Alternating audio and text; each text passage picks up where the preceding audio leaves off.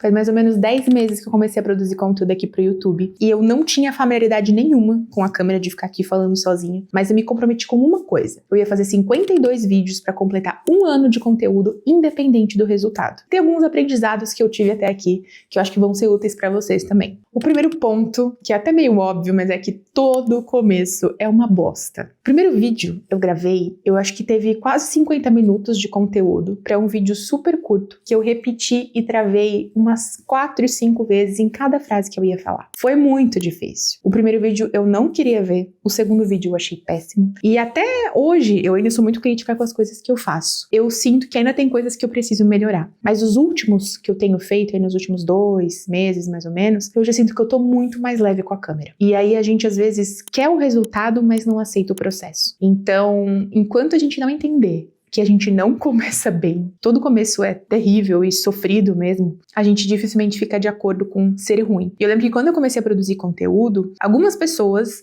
que me acompanhavam, amigos meus também, falaram assim, nossa, vou fazer. Inclusive um deles gravou um vídeo pro YouTube, falou que ele falou, não falou nada e nunca mais pegou a câmera. Mas às vezes é isso que você precisa para começar mesmo. Falar e não falar nada, mas manter a constância. Segundo ponto que eu acho importante é que nem todo resultado é relacionado a dinheiro. Não quer dizer que eu não vendi, eu consegui inclusive vender consultorias de alto valor de R$25 mil por pessoas que viram meu conteúdo no YouTube e tiveram mais tempo de tela comigo. Na verdade é muito mais fácil a gente vender para pessoas que têm mais tempo de tela com a gente. Isso acontece com muito mais facilidade no YouTube do que no Instagram, do que por alguém que não nos conhece. Só que o resultado principal desse movimento da produção de conteúdo para o YouTube, ele vai muito além do resultado financeiro para mim. Essa coisa de você se manter fiel a você, aos compromissos que você faz com você mesmo. É muito doido porque eu, quando boto um lançamento, um projeto, alguma coisa com outras pessoas, o meu compromisso ele tem que ser muito bem honrado. Eu não gosto de furar prazo, tem que ser tudo entregue da melhor forma possível, mas quando eu faço compromissos comigo, eu costumo me sabotar muito fácil. Principalmente quando são coisas para eu me desenvolver,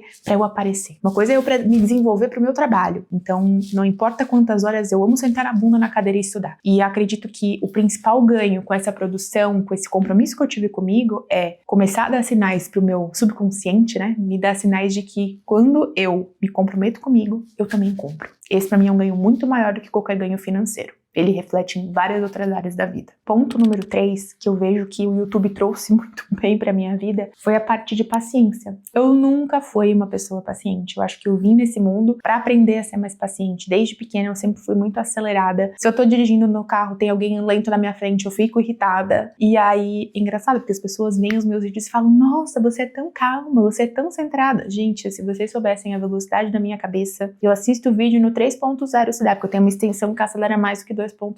Essa briga com o tempo é algo que eu sempre tive em vários aspectos da minha vida. E quando a gente produz pro YouTube, é diferente do que quando a gente produz pro Instagram. Se eu posto um stories, em poucos minutos eu já vejo lá pessoas reagindo. Eu já tenho comentários num post no Instagram muito mais rápido do que eu tenho num vídeo do YouTube. O resultado no YouTube ele não é feito do dia pra noite, é uma construção lenta. YouTube precisa de muita paciência. Então, uma vez eu vi alguém falando, né, tem que cuidar com o que tu pede pra Deus. Se tu pede paciência, vai te mandar aí umas coisas de teste. E tu pede paciência, Deus vai te mandar fazer canal pro YouTube, porque vai precisar desenvolver a paciência. Mas, ao mesmo tempo, isso também tira o peso das coisas. Quando a gente entende que é dessa forma, assim, eu falei no começo do vídeo, eu ia produzir 52 vídeos, independente do resultado. E nesse período teve alguns vídeos que foram se destacando. A gente nunca sabe qual que vai chamar mais atenção. Quando você tira essa pressão em qualquer área da vida, quando você começa a olhar com essa visão de longo prazo, de paciência, fica mais gostoso de fazer, sabe? Outra coisa que eu aprendi com o YouTube é como me preparar para gravar um curso. Para você que tá aqui, que é especialista, que quer gravar curso, gente, eu tenho 100% de convicção de que se eu tivesse gravado o meu primeiro curso antes de produzir conteúdo pro YouTube, eu ia demorar 3 vezes mais o tempo do que eu levei. Eu gravei meu primeiro curso em dezembro do ano passado. Eu já estava produzindo conteúdo no YouTube desde setembro, se eu não me engano, setembro, outubro, novembro, dezembro, 4 meses. Foi muito mais simples para mim sentar. Não que foi fácil, mas o conteúdo fluiu muito mais, porque quando a gente precisa produzir aqui pro YouTube, a gente tá o tempo inteiro olhando pro roteiro. A gente precisa entender como consegue condensar um conteúdo que às vezes pode ser complexo, pode ser chato, em pilares, em passos, para ser algo com começo, meio e fim,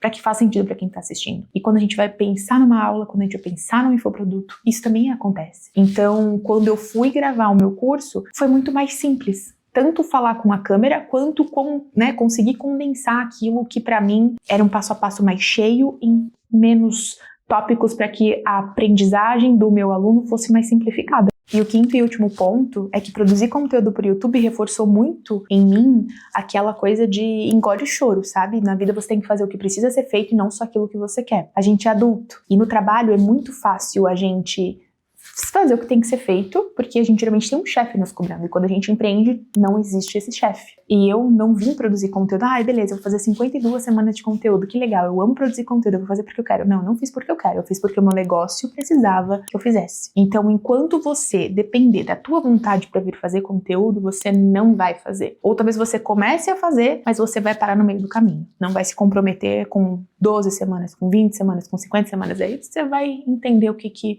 faz sentido pra você, né? Mas isso é um dos ganhos, acho que, muito fortes, assim, de quando depende de mim, não depende dos outros, engolir o choro e fazer mesmo não querendo, mesmo no dia que eu não tô bem. Hoje é um dia que eu tô muito cansada, minha semana foi extremamente estressante no sentido de volume de coisas pra fazer, de cabeça pesada, de entregas importantes. Eu vou ter um final de semana, a gente sempre grava na sexta, né? Mas eu vou ter um final de semana que vai ser super corrido, e só de pensar no que eu tenho que fazer no sábado e no domingo, ao invés de descansar, eu fico, poxa, já estou cansada, não vou ter meu momento de descanso. Por que eu não trouxe demandas do final de semana pra agora, pra poder ao menos ter uma tarde no final de semana? Porque eu sou adulta e eu tenho que fazer o que eu me comprometo, o que eu preciso e não só aquilo que eu quero. E eu sei que também, pra chegar no resultado que eu quero da minha empresa, se eu não me comprometer com isso, ninguém mais vai fazer por mim. Em resumo, né, o YouTube, ele trouxe vários pontos de reforço pra mim, de autossabotagem que eu vim quebrando, de compromissos que eu mantive comigo, de exposição que não é confortável. É um momento de me tirar de uma zona de conforto, porque eu sei que é necessário, e tá trazendo bons frutos, tá trazendo vendas pra minha empresa, mas principalmente tá trabalhando pontos muito mais internos e questões minhas do que qualquer outra coisa. No YouTube, sim, tá crescendo muito. Se você for olhar, muitos players grandes estão vindo pra cá. Nos masterminds desse ano e no ano passado, tinha muita gente falando,